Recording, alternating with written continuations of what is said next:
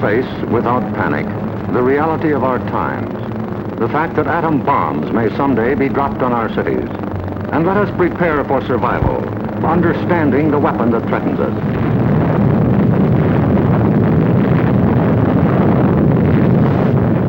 An atom bomb destroys or injures in three ways: by blast, heat, and radioactivity. The blast of an atom bomb is its most important destructive agent.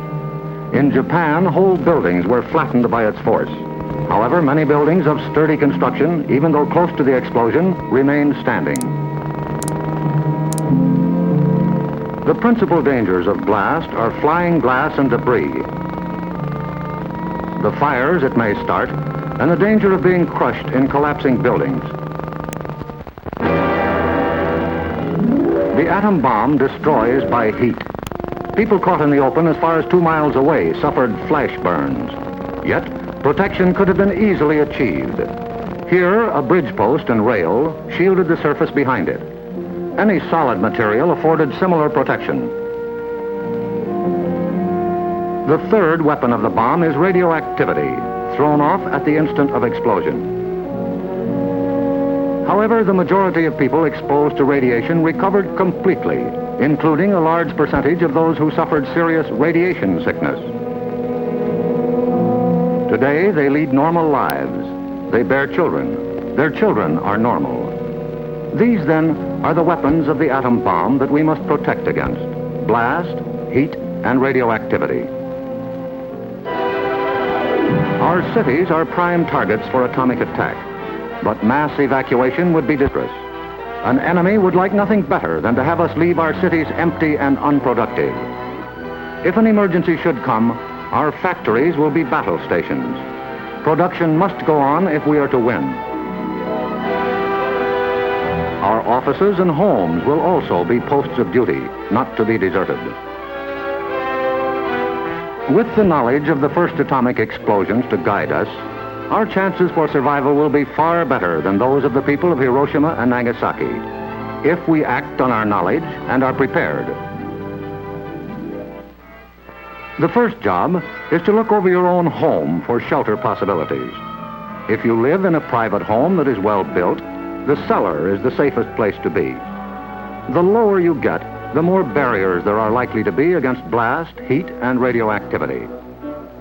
Select the basement wall nearest the probable target area of your city. If the house is blown over, it will most likely fall away from this wall. If you have a workbench or strong table big enough to get under, move it into your shelter area near a wall or strong supporting column. If the time comes when you actually have to take shelter, lie under the table.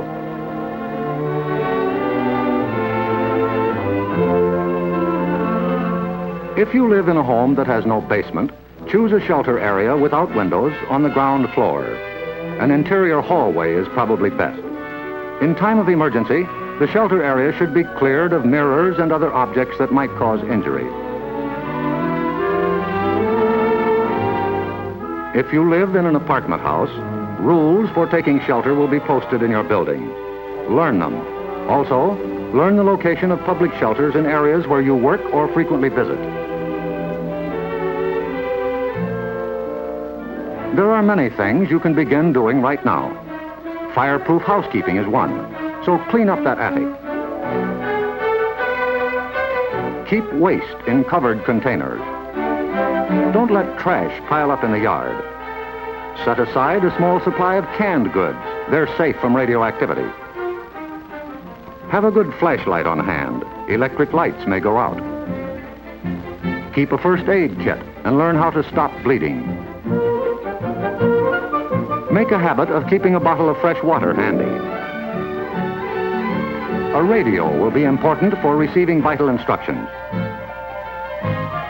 Finally, prepare the shelter area and collect all necessary shelter equipment.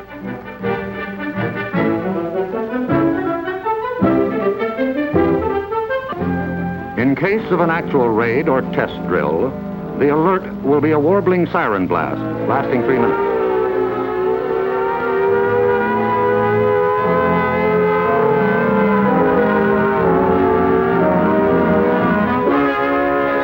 Once you hear this, act fast.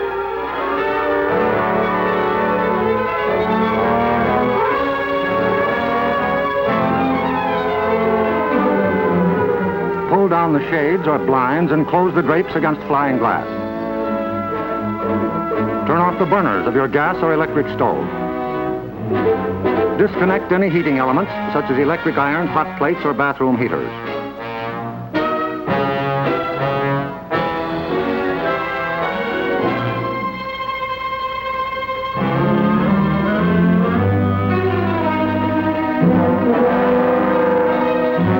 Close all outside doors, but leave them unlocked. Turn off the gas or oil burners.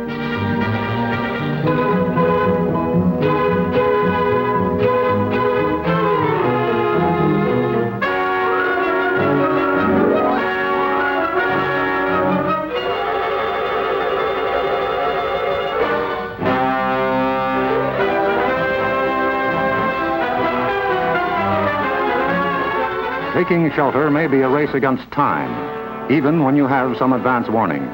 But possibly, there may be no time. An attack could come without warning. The sky would suddenly light up. If a doorway is right at hand, use it. If the nearest shelter is more than a couple of steps away, fall to the ground immediately. Flying glass and debris are immediate dangers, so stay where you are until you're sure it's safe to move.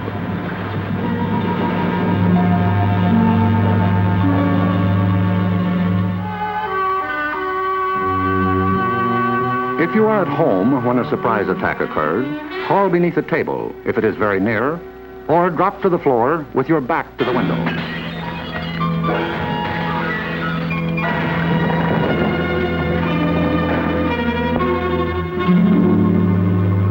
The immediate danger is over in about a minute, unless the explosion occurred near the ground or water.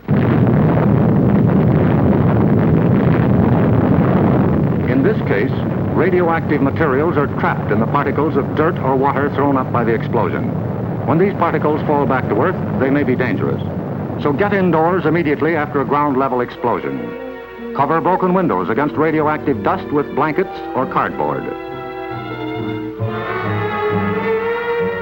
Civil defense radiological teams, equipped with radiation survey meters, will check on contamination in any bombed area.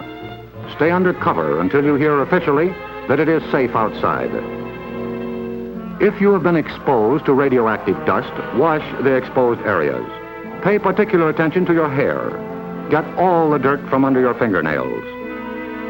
If the people of Hiroshima and Nagasaki had known what we know about civil defense, thousands of lives would have been saved. Yes, the knowledge is ours, and preparation can mean survival for you. So act now. Someday your life may depend on it.